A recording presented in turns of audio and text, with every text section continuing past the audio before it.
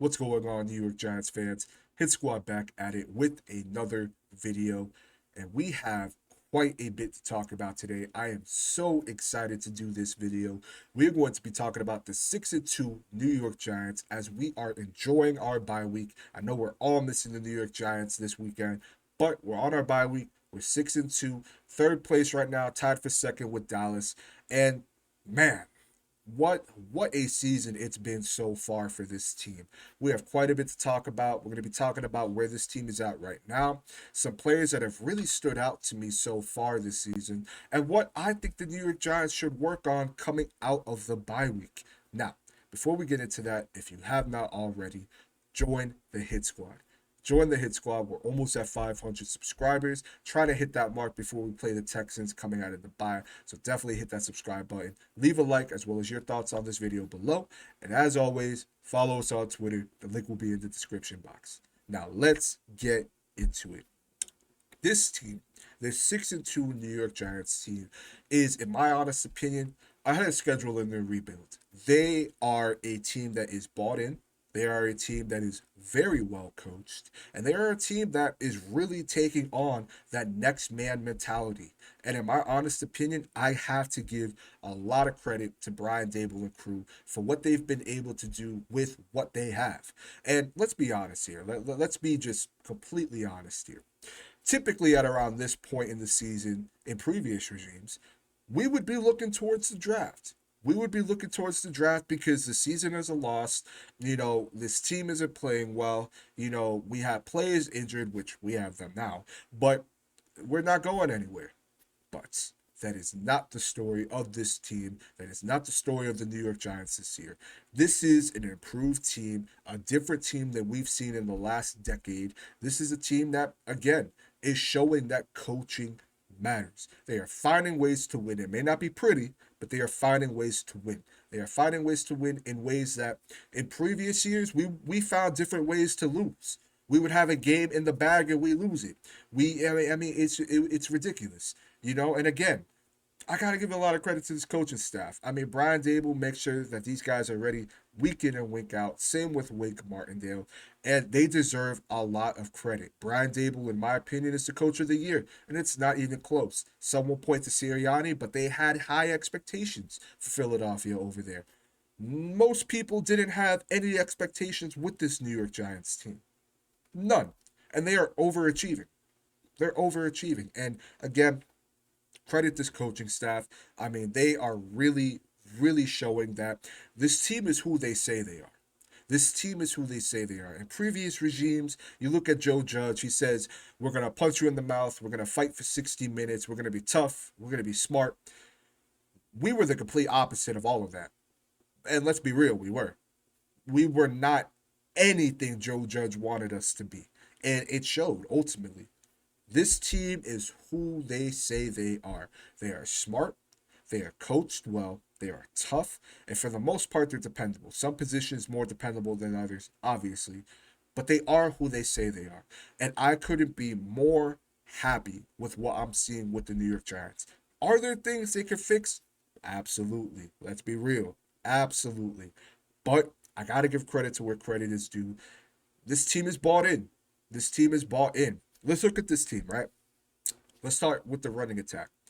This running attack, we're second in the league right now in rushing per game. Saquon Barkley is second in the league in rushing. And let's be real. This is the best run blocking offensive line that Saquon Barkley has had in his career. And what does that show? Saquon Barkley is playing on MVP mode right now. Let's be real. I'm sorry. Let's just be honest with ourselves right now. Saquon Barkley is carrying this offense. Week in and week out, he is showing why he was deserving of being selected second overall. He is showing that he is not only back, but he is better than ever. And I don't think necessarily Brian Dable and Joe Shane fully understood what they were walking to with Saquon Barkley. I'm not saying that they were saying that he was a bad player. I'm not saying that they were expecting him, excuse me as I hit my mic. I'm not saying that they were expecting him, to just come in and be good, but maybe be injured. but he is, I'm sure, playing above their expectations and above a lot of people's expectations. I've personally been a huge Saquon Barkley supporter. I've been very vocal about it, not just on here, but on Twitter as well. And I think that he is deserving of a second contract, and it absolutely should be with the New York Football Giants.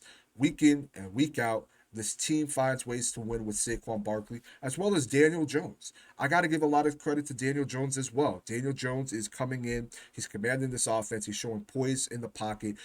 They're using his athleticism, to keep drives alive. And it's not only helping keeping drives alive, it's helping with the run game as well. Daniel Jones and Saquon Barkley ran for over 200 yards against the Jacksonville Jaguars. I mean, that does not happen when your quarterback and your running back have over 100 yards on the ground. It just does not happen. So I got to give a lot of credit to these guys stepping up. And there's quite a bit of guys stepping up, and again, there are some players that we are missing right now, that could really make an impact for us, I think. But for the most part, there's some players that have really been stepping up for this team. I mean, you got to look at, obviously, Saquon Barkley, but you look at Dexter Lawrence. Dexter Lawrence has been, in my opinion, one of the best, if not the best piece on our defense so far this season. I mean, when Andre Patterson and Wake Martindale took the job, they told this kid, if you are not in the Pro Bowl by the end of the season, we failed you. And he is showing that not only is he a Pro Bowl player, you can make a solid argument he's an all-pro player. I mean, Dexter Lawrence leads his team in sacks. You would think that when Leonard Williams went out with his injury, that Dexter Lawrence would just kind of fizzle away and disappear. Nope. Not even close. The complete opposite, actually. He is stepping up and is being dominant. He is dominating the field, not just in the run game, but in the pass game as well. He's getting to the quarterback. He's commanding double teams. He is causing chaos in the interior, and I honestly love it. I love it because I've always thought that Dexter Lawrence had that kind of a potential, and I thought year in and year out he showed, some flashes, but he was solid overall. This year, this guy is playing out of his mind. And I got to give a lot of credit to this coaching staff because they're getting the most out of him. And that's just facts. They're getting the most out of this kid. And he's a player that I absolutely believe the New York Giants should bring back. Actually, it was Joe Shane that said it himself. I believe it was when he was on the WFN with Tiki. And, they were talking about, if the Giants received any calls on players. And Joe Shane himself said there was a call on a player that was really good. And it was a hard no. And when Tiki had asked if it was Saquon, and he was like, no, it wasn't Saquon, he had mentioned, is it Dexter Lawrence? And Joe Shane just deflected the question a couple times and, kind of hinted that it was Dexter Lawrence. I mean, when you have Aaron Rodgers praising you and you have different people in the league praising you finally, I mean, he's really showing that he's been a difference maker on this defense. Credit Dexter Lawrence. Andrew Thomas. Andrew Thomas is playing like an all-pro tackle. In my opinion, he is the best tackle right now in the league. Now, you could make an argument for Trent Williams over there, over in San Francisco. But I think Andrew Thomas is having an excellent year this year. He's been a difference maker to this offensive line. He's been a difference maker in Daniel Jones's career. And honestly, you want to talk about a player that they need to lock up. It is Andrew Thomas because this is a player that comes around, in my opinion, once a decade. And I absolutely love what Andrew Thomas is doing on the field right now. And in my opinion, it would be very wise to lock this guy up soon because that price is getting more and more week in and week out. Let's just be real. It's getting more and more week in and week out. So they definitely have to lock him up. He's playing very solid. Another player is Adoree Jackson. Adoree Jackson is a player that a lot of people thought wouldn't be able to come in and be that number one cornerback, right? Especially with James Bradbury being, released and then going to sign with the Philadelphia Eagles. And in my honest opinion, he's been playing very good for the New York Giants. He had a very good season, a very quiet season for the New York Giants last year, but he's been very, very good. He's been excellent. I mean, he has shut down opposing wide receivers week in and week out. Really hasn't let up the big play outside of Seattle last week. But for the most part, I thought he was handling his own against Seattle. So I got to give a lot of credit to Adoree Jackson. I mean, I'm very, very pleased, and I think we all are, with what we're seeing out of him. Another player actually plays across from him, Fabian Moreau. Who would have thought that the production that we are getting out of a signing like Fabian Moreau would be happening? I can guarantee you 95% of you watching this video right now had little to no expectations for Fabian Moreau. And he's exceeded expectations. I mean, when you can go out there and your name really isn't getting called, you're covering DK Metcalf and you're holding your own. I got to give a lot of credit to you, man. I have to. I mean, I thought this guy was in his 30s and he's actually only 28. He's in his prime right now. And we're getting the most out of him. Coaching matters. Another player, O'Shane Ximines. Who would have thought O'Shane Ximines would be who he is right now? I mean, he was a player that I was very vocal, and I look crazy right now. I was very vocal of he needs to be off of this team. There is no reason why that he should be getting starting reps over Quincy Roche. And I was wrong. I'm man enough to admit that. I was wrong. O'Shane Ximines is not only being coached up well, but he is bought in himself. I mean, in my honest opinion, I thought, his presence was very much mixed against the Seattle Seahawks. I mean, I got to give a lot of credit to this kid because he's been getting, man, you want to be talking about fans turning their backs on players. A lot of people, including myself, I'm going to keep saying this, including myself, turn their backs on O'Shane Ximines. And I couldn't be more wrong. I couldn't be more wrong. I mean, he's showing that he's a piece on this defense. He's worthy at least to have another shot in this defense next year. And, hopefully he could go out there and really put out some good film, whether that's for the New York Giants, whether that's for another team. But I got to give a lot of credit to this coaching staff. They're getting a lot out of this kid, O'Shane Ximines. Another player I'd love to talk about is Julian Love.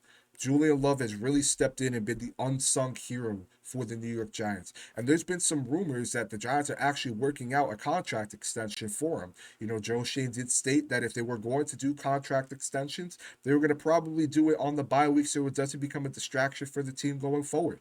And honestly, he's a player that the Giants should absolutely lock in. And you could probably get him on a good deal.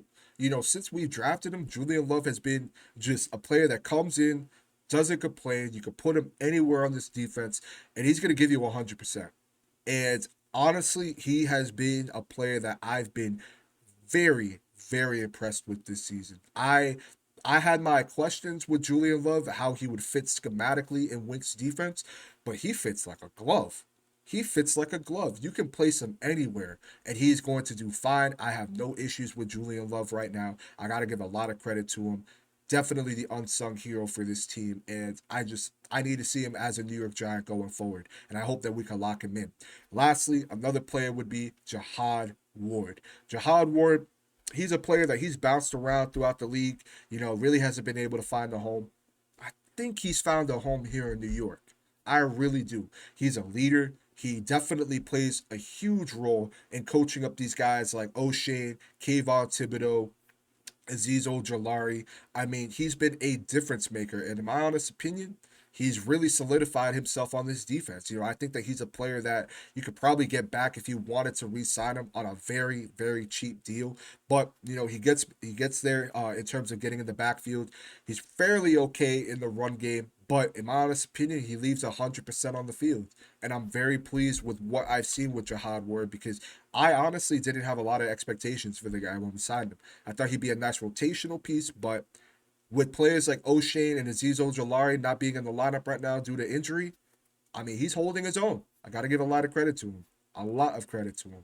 Now, looking at this, let's be real, right? Looking at this team, there are things that this team has to work on, right? Let's talk about that, okay? This team has to get off faster offensively than what we've seen. In my honest opinion, that drive that we saw against the Jacksonville Jaguars, the first drive, was probably the most impressive first drive that we've had all season. I might be in the minority here, but I really, really loved what I saw in that first drive against Jacksonville. For some reason, and I understand with calling plays, it's like a chess match, but and you got to give some slack to Kafka. This is his first year calling plays, but we just start off slow. We just start off slow, sometimes a little conservative, especially going into the half. But then we're a completely different team coming out of the half. I mean, we're shutting out teams. The defense is keeping us in games. Offensively, we get it going through the air, through the ground. And you see what this offense, let alone team, can be.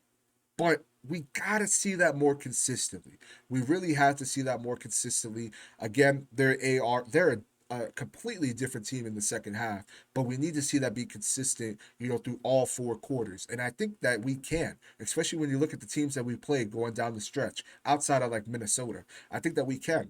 Now, granted, I think teams will try to do what Seattle did against us. Seattle really just, I mean, they came in and just played to the Giants' strengths. I mean, they came in. I mean, they stopped the run for the most part. They covered, that bootleg that Daniel Jones and Kafka like to do very well. So I expect, teams to try to do that. But I'm very curious to see what adjustments this team makes coming out of the bye, especially offensively. Because, I mean, let's be honest. We need these wide receivers to step up. We need guys like Darius Slayton. We need guys like Isaiah Hodgins, Kenny Galladay when he comes back. We need these guys to step up because with the Giants not really making any moves, let alone at all, at the trade deadline, uh, we're rolling with the guys that we have right now.